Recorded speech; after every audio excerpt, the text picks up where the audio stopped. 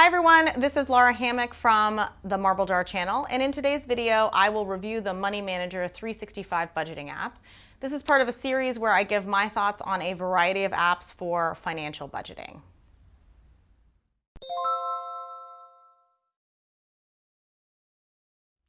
Money Manager 365 is an app that's available for both iOS and Android platforms.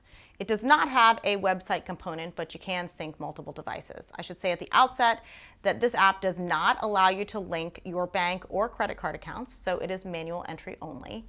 Perhaps because of this, Money Manager 365 offers most of its services for free. You can upgrade to a Pro or a VIP account, which gives you the ability to sync more than 2 devices and to get rid of the ads for just less than $1 a month.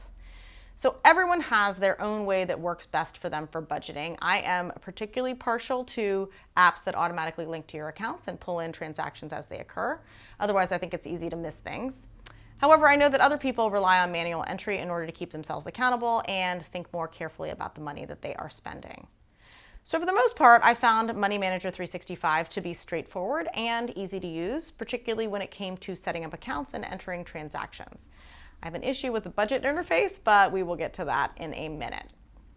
So first, it's a good thing this app is pretty straightforward because they don't give you much hand-holding. When you open up the app, you are faced with a blank transaction screen with no title.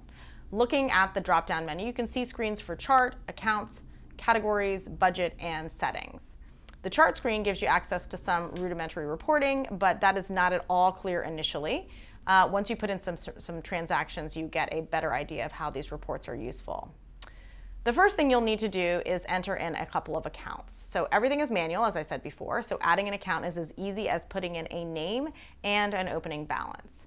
Next, you're going to set up your budget categories. Money Manager 365 offers some default categories, but it is easy, very easy to edit these categories so that they work better with your life and your spending habits. Once you have all of your categories set up, you can start to enter some transactions. So this is also pretty straightforward, almost too straightforward. Hitting the plus sign brings you to a new transaction screen. The date is already pre-selected, so you have to just tap to change it. You can set a default account in the settings, so you won't have to change that frequently either. After that, choosing a category is very simple. Just tap on the appropriate one and enter in an amount. Entering a memo or remark requires another tap. There doesn't seem to be a field for vendor or a way to split categories. You can put in 2 transactions if you need to split. So that is extremely easy, which is great because you're not going to be importing any transactions automatically. What I found somewhat baffling was the budgeting screen. So the first time you access it, you're presented with an empty screen. Pushing the plus sign in the upper right-hand corner brings you to a new budget screen. What I figured out through some trial and error is that you will need to enter each of your budget category lines separately and assign each one a budgeted amount. However, you can make the date ranges for each of the budget line items different, and you can include one or multiple categories per budget line. So I found this massively confusing, but I guess maybe you could get used to it. I found myself wanting some help documentation on this whole process or a video explaining how budgets could be set up, but the videos that Money Manager 365 has published are equally confusing since they are set to music and they don't have any verbal explanation, and they go through the screens way too quickly for easy comprehension, even for someone like me who is a budgeting app veteran.